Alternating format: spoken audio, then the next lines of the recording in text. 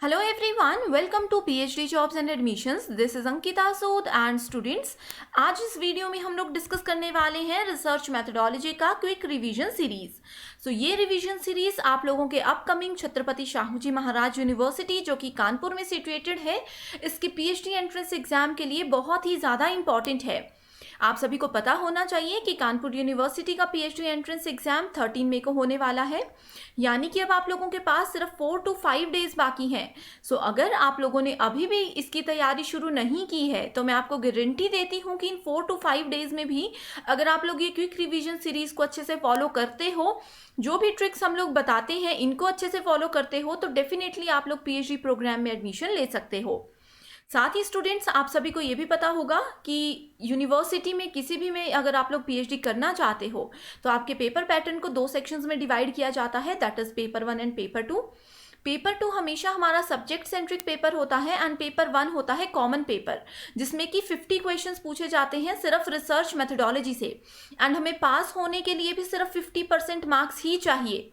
ठीक, इसका मतलब ये है कि अगर हम लोग सिर्फ और सिर्फ रिसर्च मेथोडोलॉजी की भी अच्छे से तैयारी कर लेते हैं तो भी हम किसी भी यूनिवर्सिटी के पीएचडी प्रोग्राम में इजीली एडमिशन ले सकते हैं।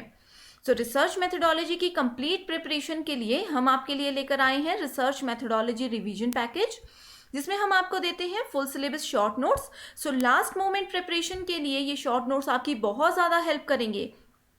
मैं आपको गारंटी देती हूँ कि 4 to 5 डेज में भी अगर आप लोग ये शॉर्ट नोट्स को भी पढ़ लेते हो एंड हमारी रिवीजन लेक्चर सीरीज को भी देखते हो तो भी आप लोग इस एग्जाम को क्वालिफाई कर सकते हो। इसके साथ ही ये नोट्स ना सिर्फ आपके एंट्रेंस एग्जाम बल्कि आपके इंटरव्यू प्रोसेस में भी आप लोगों की बहुत ज़्यादा हेल्प करने वाले हैं। साथ ही हम आपको देते हैं 10 फुल सिलेबस मॉक टेस्ट, यानी कि रिसर्च मेथोडोलॉजी की हर एक टॉपिक पे आपको सेपरेट मॉक टेस्ट मिलेगा जो कि आपकी फाइनल रिवीजन में आपकी हेल्प करेगा। एंड आप लोगों को एक आइडिया भी हो जाएगा कि किस तरह से क्वेश्चन एग्जाम में पूछे जाते हैं एंड कैसे हम उनको इजीली एंड कम टाइम में सॉल्व कर सकते हैं। इसके साथ ही हम आपको देते हैं 1500 प्लस एमसीक्यूज रिवीजन पीडीएफ। ये रिवीजन पीडीएफ में जो 1500 क्वेश्चंस है ये श्योर क्वेश्चंस है। इसमें most repeated, most important and most expected topics को हमने कवर किया है। एंड मैं आप लोगों को बता दूं कि हमारे बहुत से स्टूडेंट्स का हमें ये फीडबैक आया है कि रिसर्च मेथोडोलॉजी में 50 में से 30 to 40 क्वेश्चंस जो हैं वो एज इट इज़ हमारे इसी कंटेंट से पूछे गए थे। तो आप लोग देख सकते हो कि ये आपकी लास्ट मोमेंट प्रिपरेशन में कितनी हेल्प करेंगे। इन 4 to 5 डेज में अगर आप लोग ये 1500 प्लस क्वेश्चंस को सिर्फ 2 बार भी रिवाइज कर लेते हो तो भी मैं गारंटी देती हूँ कि आप लोग इस एग्जाम को क्वालिफाई कर सकते हो। इस कंप्लीट कोर्स को, इस कंप्लीट रिवीजन पैकेज को ज्वाइन करने के लिए आप लोग स्क्रीन पर दिए गए नंबर पर व्हाट्सएप के थ्रू कांटेक्ट कर सकते हो एंड हमारा व्हाट्सएप ग्रुप भी ज्वाइन कर सकते हो। एंड इस कंप्लीट रिवीजन पैकेज की फी है सिर्फ 599। तो अभी भी बहुत टाइम है आप लोगों के पास, आप लोग जल्दी से इस कोर्स को एक्सेस कर लीजिए एंड इससे आप लोग अपना पीएचडी करने का ड्रीम जो है वो पूरा कर सकते हो। तो चलिए शुरू करते हैं। हमारा आज का पहला क्वेश्चन है, arrange the steps involved in writing report. आप सभी को पता है कि जब भी हम लोग रिसर्च करते हैं तो रिसर्च में हम लोगों को रिपोर्ट बनाना बहुत ज़्यादा इंपॉर्टेंट होता है। ठीक है, रिपोर्ट राइटिंग के कुछ स्टेप्स होते हैं जो कि कंपलसरी हमें फॉलो करने होते हैं, तो उन्हीं स्टेप्स को आपको यहाँ अरेंज करना है। पहला ऑप्शन है प्रिपरेशन ऑफ रफ ड्राफ्ट, यानी कि एक रफ ड्राफ्ट की तैयारी करना, उसको तैयार करके रखना। प्रिपरेशन ऑफ फाइनल आउटलाइन, अंतिम रूपरेखा की तैयारी करना। नेक्स्ट है logical analysis of subject matter, यानी कि जो भी आपका सब्जेक्ट है, जो भी आप लोगों का विषय है, उसकी लॉजिकली हम उसको एनालाइज करेंगे। री राइटिंग एंड पॉलिशिंग, यानी कि पुनर्लेखन और पॉलिशिंग करना अपने कंटेंट को। राइटिंग द फाइनल ड्राफ्ट, अंतिम मसौदा लिखना। एंड लास्ट है प्रिपरेशन ऑफ फाइनल बिब्लियोग्राफी, यानी कि अंतिम ग्रंथ सूची को तैयार करना। तो ये क्वेश्चन बहुत ही ज़्यादा इजी है। इसमें मैं आप लोगों को एक ट्रिक बताती हूँ।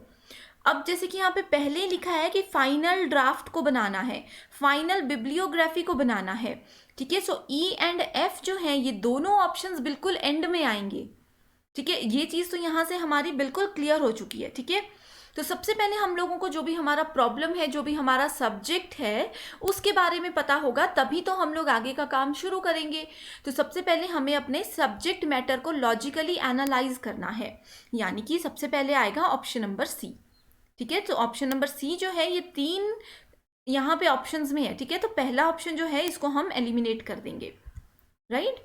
उसके बाद हमें क्या करना होता है, उसके बाद हमें प्रिपरेशन ऑफ फाइनल आउटलाइन। एक बार हमें प्रॉब्लम पता चल गई, जो भी हमें काम करना है उसका एक फाइनल आउटलाइन सा हम बना लेंगे। होता है ना, किसी भी काम को शुरू करने से पहले, जैसे घर बनाने से पहले हम क्या करते हैं, डायरेक्टली घर बनाना तो शुरू नहीं करते, एक फाइनल आउटलाइन सा उसका देख लेते हैं, ठीक है। सो एक फाइनल आउटलाइन देखेंगे, that means option number B. So ये ऑप्शन को भी हम एलिमिनेट कर देंगे। नेक्स्ट आता है प्रेपरेशन ऑफ रफ ड्राफ्ट।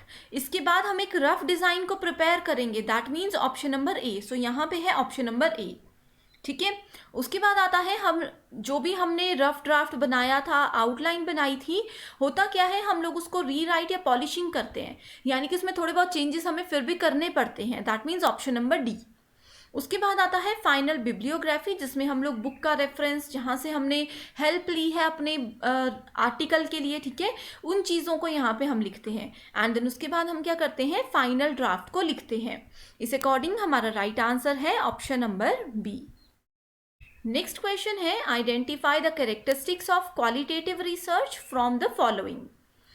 इसके साथ ही स्टूडेंट्स, ये क्वेश्चंस अगर आप लोगों ने पढ़े हुए हैं, आपको इनके आंसर आते हैं तो बहुत अच्छी बात है। आप लोग इसके डायरेक्टली क्या कर सकते हो, एक रफ नोटबुक में आंसर नोट करके फाइनल में देख सकते हो कि 15 में से आपने कितना स्कोर किया, एंड कमेंट करके मुझे ज़रूर बताइएगा अपना स्कोर। एंड जिन लोगों ने ये टॉपिक्स नहीं पढ़े हैं, पहली बार ये वीडियो देख रहे हो, तो आप लोग इसको अच्छे से पढ़ सकते हो, क्योंकि हर एक चीज़ का मैं एक्सप्लेनेशन आप लोगों को देने वाली हूँ। So identify the characteristics of qualitative research from the following. First statement है यहाँ पे, researcher is immersed in the present और पास्ट सिचुएशन, यानी कि जो शोध करता है वो वर्तमान और अतीत की स्थिति में डूबा हुआ है। ये हमारा क्वालिटेटिव रिसर्च की कैरेक्टरिस्टिक से क्वेश्चन पूछा गया है। ये मैंने आप लोगों को बताया है कि क्वालिटेटिव एंड क्वांटिटेटिव रिसर्च, इसकी कैरेक्टरिस्टिक्स आप लोग पढ़ लीजिए। जितने ज़्यादा कैरेक्टरिस्टिक्स आप पढ़ोगे उतना आप लोगों के लिए ईजी हो जाएगा, ठीक है। दूसरी स्टेटमेंट है, the researcher is withdrawn from study to avoid bias, ठीक है, यानी कि जो रिसर्चर है उसको विड्रॉन करना होता है, बायस अवॉइड, बायसनेस को उसको अवॉइड करना होता है अपनी स्टडी में। It develops context bound generalisation, यानी कि ये संदर्भ बाध्य सामान्यीकरण विकसित करता है। It is based on logical positivist philosophy, यानी कि तार्किक प्रत्यक्षवादी दर्शन पर ये आधारित होता है। It is an emerging research design. So यहाँ पे बोला गया है कि जो क्वालिटेटिव रिसर्च है ये एक एमर्जिंग, यानी कि उभरता हुआ शोध का डिज़ाइन है, रिसर्च का डिज़ाइन है। सो क्या क्या हो सकती हैं इसकी कैरेक्टरिस्टिक्स। सबसे पहले तो ये वाला पॉइंट बिल्कुल करेक्ट है कि जो रिसर्चर है वो अपने वर्तमान और अतीत की स्थिति में डूबा हुआ है, ठीक है, इमेंस्ड है वो बिल्कुल इन चीज़ों में। दूसरा है हमारे पास, it develops context bound generalisation, यानी कि संदर्भ बाध्य सामान्यीकरण विकसित करता है।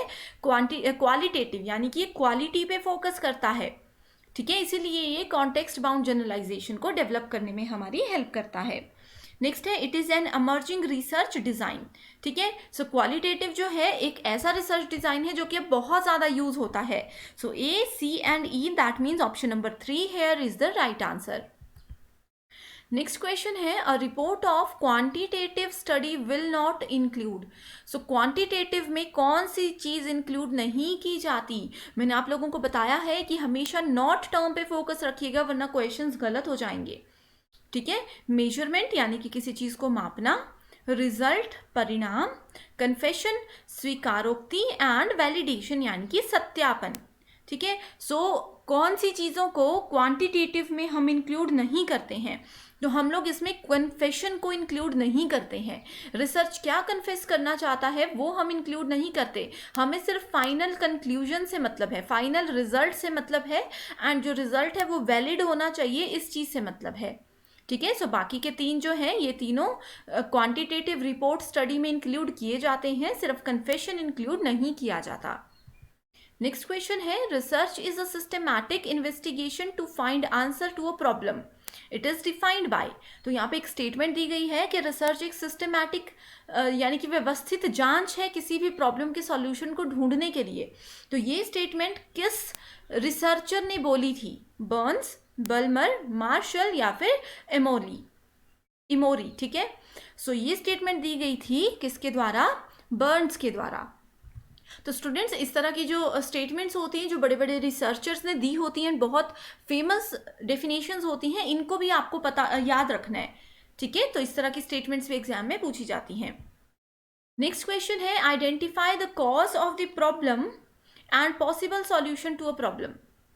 सो एक प्रॉब्लम है, वो क्यों रेज हुई, प्रॉब्लम कहाँ से आई, ठीक है, उसका कारण क्या है, एंड उसके पॉसिबल सॉल्यूशन को ढूंढना, उसको आइडेंटिफाई करना किसके अंडर आता है, field study, pilot study, study of diagnosis and action study, ठीक है। हिंदी डेफिनेशन भी देख सकते हो। सो किसी प्रॉब्लम का कारण, अब जैसे डॉक्टर है, इसका बेस्ट एग्जाम्पल बताती हूँ। डॉक्टर के पास पर्सन ए गया, ठीक है। पर्सन ए को मान लीजिए कि पेट में दर्द हो रही है, वो बोलेंगे डॉक्टर को कि मुझे ऐसा ऐसा हो रहा है। तो डॉक्टर क्या करेंगे, वो पूरी प्रॉब्लम पहले सुनेंगे, यानी कि वो कॉज ढूंढेंगे, उसके बाद उसका प्रॉब्लम का जो सॉल्यूशन है वो भी उस पर्सन को, पेशेंट को बताएंगे, ठीक है। तो ये क्या होता है, जो बीमारी ढूंढते हैं पहले डॉक्टर, उस चीज़ को बोला जाता है डायग्नोसिस। तो सेम यहाँ पे बोला गया है कि प्रॉब्लम का पहले कारण ढूंढना, फिर उसका सॉल्यूशन ढूंढना, that is called study of diagnosis, ठीक है। सो रियल लाइफ एग्जाम्पल्स के साथ रिलेट करके जो मैं चीज़ें बता रही हूँ, आप लोग इनको नोट कर लीजिए, आप लोगों को बहुत हेल्प हो जाएगी, कभी भी नहीं भूलोगे। इंटरव्यू तक मैं गारंटी देती हूँ कि ये ट्रिक्स को आप नहीं भूलोगे। नेक्स्ट क्वेश्चन है, an empirically verifiable observation is value, theory, fact and statement, ठीक है। सो एम्पेरिकली वेरीफाइबल ऑब्जर्वेशन यानी कि अनुभवजन्य रूप से सत्यापन योग्य अवलोकन क्या है। सो राइट आंसर है option number C, that is fact. So मैंने आप लोगों को बताया था एम्पेरिकली यानी कि एम्पायर, प्रीवियस लेक्चर में भी मैं बता चुकी हूँ कि जैसे एम्पायर होते हैं किसी भी मैच में, वो क्या करते हैं, प्लेयर्स को ऑब्जर्व करते हैं, जितने भी फैक्ट्स होते हैं उनको फॉलो करके अपना डिसीजन देते हैं। तो जहाँ पे भी एम्पेरिकली, एम्पेरिकल रिसर्च, ये सब चीज़ें आती हैं, तो फैक्ट से रिलेटेड चीज़ें वहाँ पे होती हैं, ठीक है। नेक्स्ट क्वेश्चन है, a journalist wanted to record the views of the people on the budget near the market, ठीक है। सो एक मार्केट में बहुत सारी चीज़ों का बजट के बारे में जो है एक सर्वे चल रहा है, ठीक है। सो अब बजट से रिलेटेड सर्वे चल रहा है, तो वो क्या करेंगे, वो किसी मार्केट के आसपास ही अपना सर्वे करेंगे। जैसे कि एजुकेशन से रिलेटेड अगर सर्वे होगा तो हम लोग स्कूल कॉलेजेस के आसपास सर्वे करेंगे, ठीक है। सो मार्केट के आसपास यहाँ पे एक जर्नलिस्ट जो है सर्वे कर रहे हैं रिलेटेड टू बजट। तो यहाँ पे कौन सा सैम्पलिंग मेथड वो यूज करेंगे, random sampling, non random sampling, convenience sampling and judgement sampling, ठीक है। सो बहुत इजी क्वेश्चन है, बहुत बार मैं बता चुकी हूँ कि सैम्पलिंग से 4 to 5 क्वेश्चन आते ही आते हैं। एंड सैम्पलिंग में आपको क्या पता होना चाहिए, सैम्पलिंग की डेफिनेशन, नॉन प्रोबेबिलिटी के 4 टाइप्स, प्रोबेबिलिटी के 4 टाइप्स, दैट्स इट। मतलब 1 आवर में आप इस टॉपिक को कवर कर सकते हो। एंड आप लोग इसके बाद क्या कर सकते हो, आप लोगों के 10 to 12 मार्क्स बिल्कुल पक्के हो सकते हैं सिर्फ 1 आवर की मेहनत के बाद, ठीक है। सो सैम्पलिंग की कंप्लीट वीडियो जो है मैं डिस्क्रिप्शन बॉक्स में भी लिंक ऐड कर दूंगी, आप लोग ज़रूर उसको देखिएगा, ठीक है। बहुत ज़्यादा इंपॉर्टेंट टॉपिक है। सो राइट आंसर है कन्वीनियंस सैम्पलिंग। कन्वीनियंस सैम्पलिंग में क्या होता है, जो रिसर्चर होता है वो अपने कन्वीनियंस यानी कि अपनी सुविधा के अनुसार सैम्पलिंग करता है, अपनी सुविधा के अनुसार रिसर्च करने जाता है। तो अब जैसे यहाँ पे एक जर्नलिस्ट क्या है, ये एक रिसर्चर है, इनको लगा कि अब बजट देखना है तो हम मार्केट में जाते हैं, मार्केट के आसपास के लोगों से रिव्यूज़ लेंगे तो बेटर रहेगा, तो उन्होंने अपना कन्वीनियंस देखा, ठीक है। एंड उन्होंने किन लोगों से रिव्यूज़ लिए होंगे, जो कि अभी शॉपिंग करके आ रहे होंगे मे बी, ठीक है। नेक्स्ट क्वेश्चन है, which of the following statement is non probability sampling. And students, ये जितने भी टाइप्स हैं मैं यहाँ पे नहीं बता रही हूँ, मैं लिंक ऐड कर दूंगी वीडियो का, ठीक है। नॉन प्रोबेबिलिटी सैम्पलिंग कौन से स्टेटमेंट ट्रू है, ठीक है। Each item of population has equal chance of being included in the sample, यानी कि जितने भी लोग हैं, ठीक है, जितने भी पॉपुलेशन है उन सभी के पास इक्वल चांस है कि उनको सैंपल में इंक्लूड किया जाएगा। Items of sample are deliberately purposively selected by the researcher, ठीक है, यानी कि नमूने के आइटम जानबूझकर शोधकर्ता द्वारा जानबूझकर चुने जाते हैं। Items are non randomly selected by the researchers, ठीक है, यानी कि गैर यादृच्छिक रूप से इनको चुना जाता है। And all of the above. So यहाँ पे बहुत इजी क्वेश्चन है एंड बहुत इंपॉर्टेंट क्वेश्चन है। सो राइट आंसर है कि जो नॉन प्रोबेबिलिटी सैम्पलिंग होती है, इसमें क्या करते हैं, जितने भी सैंपल्स होते हैं वो रिसर्चर अपनी मतलब जानबूझकर सेलेक्ट करता है, रेंडमली किसी को भी वो उठा लेंगे। ठीक है, सो ये है ऑप्शन नंबर 3। बाकी के जो 2 ऑप्शंस हैं, ये दोनों ऑप्शंस हमारे आते हैं प्रोबेबिलिटी सैम्पलिंग की कैटेगरी में। ठीक है, सो इनको नोट कर लीजिएगा, क्योंकि कई बार क्या होता है, अभी मैं यहाँ पे नॉन प्रोबेबिलिटी का एग्जाम्पल लेकर चली हूँ, एग्जाम में हो सकता है प्रोबेबिलिटी सैम्पलिंग से रिलेटेड क्वेश्चन पूछा जाए एंड सेम ऑप्शंस आपको दिए हों, तो आप लोग इजीली उन चीज़ को आइडेंटिफाई कर सकते हो। नेक्स्ट क्वेश्चन है, research is a pursuit of trust with the help of study, observation, comparison and experiment, the search for knowledge through objective and systematic method of finding solutions to a problem। so ये definition किसने दी थी? ठीक है, कि जो ये है इसमें हम लोग स्टडी करते हैं, ऑब्जर्वेशन, कंपैरिजन एंड एक्सपेरिमेंट की हेल्प से क्या करते हैं, हम किसी भी प्रॉब्लम का सॉल्यूशन ढूंढने की कोशिश करते हैं। तो ये दी गई थी स्टेटमेंट कोठारी के द्वारा। ठीक है, नेक्स्ट क्वेश्चन है, which of the following is correct about exploratory research, most important type. So exploratory मतलब एक्सप्लोर करना। अब हम किस चीज़ को एक्सप्लोर करते हैं, जिसके बारे में हमें बिल्कुल भी नॉलेज नहीं होता है या फिर बिल्कुल थोड़ा सा नॉलेज होता है, उस चीज़ को ही हम एक्सप्लोर करते हैं। जिस चीज़ के बारे में आपको पता होगा, कि आप लोग उसके बारे में गूगल में सर्च करोगे? नहीं करोगे। ठीक है, जिस चीज़ के बारे में थोड़ा सा नॉलेज होगा, ज़्यादा नॉलेज आपको चाहिए या बिल्कुल भी नॉलेज नहीं होगा, उसी चीज़ को आप लोग गूगल में जा करके सर्च करते हो, यानी कि उसके बारे में आप लोग गूगल में जा करके रिसर्च करते हो। ठीक है, so it is conducted to resolve ambiguity, it is conducted to get a new fiction, it is conducted to get numerical data and it is conducted to seek geographical data। बहुत easy question है, तो यहाँ पे हम लोग ambiguity पे focus करते हैं। ठीक है, एम्बिग्विटी का मतलब होता है अस्पष्टता। 2 चीज़ें मैं आपको बताने वाली हूँ जो कि आपके एग्जाम में बहुत बार आप देख सकते हो। ठीक है, एक टर्म होती है एम्बिग्विटी, तो कभी भी रिसर्च में एम्बिग्विटी नहीं होनी चाहिए। हमारा रिसर्च हमेशा अनएम्बिग्विटी होनी चाहिए, अनएम्बिगुअस होना चाहिए। ठीक है, एम्बिगुअस का मतलब होता है कि एक ही बात के डिफरेंट मीनिंग। अगर एक ही बात के डिफरेंट मीनिंग मतलब, जैसे कि मान लीजिए होता है ना, कई बार 2 लोग बात कर रहे हैं, पर्सन ए ने कुछ बोला लेकिन बी उसको कुछ और ही मीनिंग में समझ लेता है। ठीक है, एक ही बात के डिफरेंट मीनिंग वो निकाल सकते हैं। जैसे पर्सन ए ने आज पर्सन बी को बोला कि तुम बहुत सुंदर लग रहे हो, तो पर्सन बी क्या हो सकता है, या तो उसको पॉजिटिव वे में लेगा कि यस इसने आज मुझे बोला कि मैं सुंदर लग रहा हूँ, लेकिन दूसरा वो ये ले सकता है कि अच्छा इसका मतलब मैं रोज सुंदर नहीं लगता। ये जनरल एग्जाम्पल है, आपने बहुत बार सुना होगा।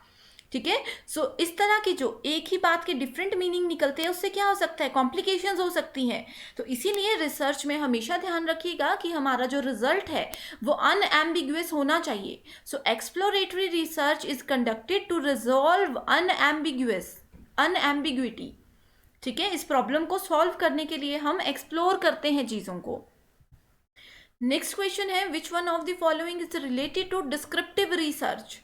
So it conducts survey and fact-finding inquiries. Research has to use facts or information already available to discover a solution for some pressing practical problem, and it is related to some abstract ideas or theory. So यहाँ पे मैं आप लोगों को बता दूं कि इसका राइट आंसर है option number B. Research has to use facts और information already available। ठीक है, किसी भी टॉपिक पे कोई इंफॉर्मेशन ऑलरेडी हमारे पास है, उस चीज़ को डिस्क्रिप्टिव रिसर्च में हम कैसे यूज़ करेंगे, उसके बारे में हमारे पास पूरी इंफॉर्मेशन है, पूरा डेटा हमारे पास है, हमें क्या करना है, सिर्फ उसको डिस्क्राइब करना है, डायरेक्टली उसको यूज़ करना है। ठीक है, एक्सप्लोरेटरी रिसर्च में हमारे पास कुछ भी नहीं होता, हम लोग उसको खुद से एक्सप्लोर करते हैं, 0 लेवल से शुरू करते हैं। ठीक है, नेक्स्ट आता है, in the process of developing a research proposal which one of the following is required. So research proposal बनाते हुए किस चीज़ की ज़रूरत पड़ती है। ठीक है, इसको बोलते हैं शोध प्रस्ताव। Give the findings, recommendation of the policy makers, plan of investigation and seek experts opinion. So हमारी जो इन्वेस्टिगेशन है उसको हमें प्लान करना है अच्छे से। ठीक है, सो ये रिसर्च प्रपोजल में हमेशा हमें दिया जाता है। हमें देना होता है, सॉरी, ठीक है। रिक्वायरमेंट इसकी सबसे ज़्यादा क्यों होती है? क्योंकि जो रिसर्च प्रपोजल होता है ना, उसमें हम सबसे पहले ये बताते हैं कि हमारे रिसर्च में हम लोग क्या करने वाले हैं, क्यों करने वाले हैं एंड कैसे करने वाले हैं। कैसे का एग्जैक्ट मीनिंग हम नहीं देते हैं, लेकिन थोड़ा बहुत आइडिया दे देते हैं, ठीक है। सो अपनी प्रॉपर इन्वेस्टिगेशन की कहाँ से शुरू करेंगे, कहाँ पे हम जाना चाहते हैं, वो पूरी प्रॉपर जो हमारी इन्वेस्टिगेशन है उसको हम प्लान करते हैं, राइट। नेक्स्ट क्वेश्चन आता है हमारे पास, social status of a respondent is measured by, प्रतिवादी का सामाजिक स्थिति को मापा जाता, प्रतिवादी की सामाजिक स्थिति को मापा जाता है, किसके द्वारा मापा जाता है? Ratio scale, nominal scale, ordinal scale और इंटरवल स्केल। सो इसका राइट आंसर है option number B, that is nominal scale.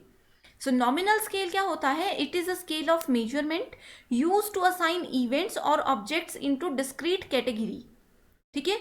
Nominal scale is a naming scale, इसको हम लोग नेमिंग स्केल भी बोलते हैं, इसके नाम से पता चल रहा है, देखो, नाम मात्र का पैमाना, ठीक है। सो ये एक नेमिंग स्केल होता है जहां पे वेरिएबल्स को हम लोग सिंपल सा नाम देते हैं या सिंपल सा लेबल देते हैं, ठीक है, विद नो स्पेसिफिक ऑर्डर, कोई भी स्पेसिफिक ऑर्डर नहीं होता, बस हम सिंपल सा उसको नाम देते हैं ताकि हम उसको आगे यूज करें तो हमें आसानी हो जाए, ठीक है। वहीं दूसरा इंपॉर्टेंट है ऑर्डिनल स्केल, ठीक है। इसमें क्या होता है? इसमें सभी वेरिएबल्स होते हैं एक स्पेसिफिक ऑर्डर में, ठीक है। एंड इंटरवल स्केल क्या होता है? Interval scale offers levels, orders as well as specific interval between each of its variable options. तो ये तीनों चीजें बहुत इंपॉर्टेंट है।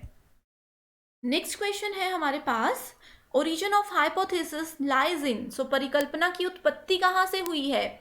Data collection during research, result obtained after data analysis, interpretation of research, richness of background knowledge, ठीक है। सो परिकल्पना यानी कि अनुमान लगाना। अब कोई प्रॉब्लम है, प्रॉब्लम का सॉल्यूशन हमें चाहिए, तो हम क्या करते हैं? बहुत सारे गेस करते हैं कि अगर ये ट्रिक लगाएंगे मे भी काम करे, अगर ये ट्रिक लगाएंगे तो शायद हो सकता है ये काम करे, ठीक है। सो कैसे करेंगे? डेटा कलेक्शन तो बाद की बात है, अगर कोई आइडिया होगा तभी डेटा कलेक्ट करेंगे, अगर हमें पहले से किसी चीज के बारे में नॉलेज होगा तभी हम लोग हाइपोथेसिस यानी कि परिकल्पना कर सकते हैं। नेक्स्ट क्वेश्चन है, which among the following is not a type of probability sampling? Most important type of question, बहुत बार एग्जाम में पूछा ही जाता है, ठीक है। सो यहाँ पे आप लोग देख सकते हो systematic, stratified, cluster and quota sampling, ठीक है। सो यहाँ पे राइट आंसर है हमारे पास quota sampling. So non probability, sorry, यहाँ पे प्रोबेबिलिटी में जो नहीं है, यानी कि जो नॉन प्रोबेबिलिटी का टाइप है, इनडायरेक्टली यही पूछा है इन्होंने, ठीक है। सो मैं फिर से बता देती हूँ कि प्रोबेबिलिटी एंड नॉन प्रोबेबिलिटी दो तरह की सैम्पलिंग होती है, ठीक है। तो सबसे पहले अगर प्रोबेबिलिटी की बात करें तो इसमें आता है सिंपल रैंडम, ठीक है, systematic, stratified and cluster sampling, ठीक है। दूसरा आता है हमारे पास नॉन प्रोबेबिलिटी, इसमें आता है कन्वीनियंस, पर्पसिव, ठीक है, snowball and then quota sampling. तो ये 4 टाइप्स हैं। अगेन मैं डिस्क्रिप्शन बॉक्स में लिंक दे दूंगी, आप लोग उसको जरूर वीडियो को रेफर कीजिएगा, ठीक है। सो ये थे हमारे आज के most important 15 questions. I hope ये क्वेश्चंस आप लोगों को समझ आ गए हैं। अगर किसी भी क्वेश्चन में कोई प्रॉब्लम है, कोई कॉन्सेप्ट समझने में आप लोगों को कोई दिक्कत हो रही है, तो आप कमेंट करके मुझे ज़रूर बताइएगा, मैं जल्दी से जल्दी आप लोगों की हेल्प करूंगी। So thank you so much for watching this video and I wish you all the very best.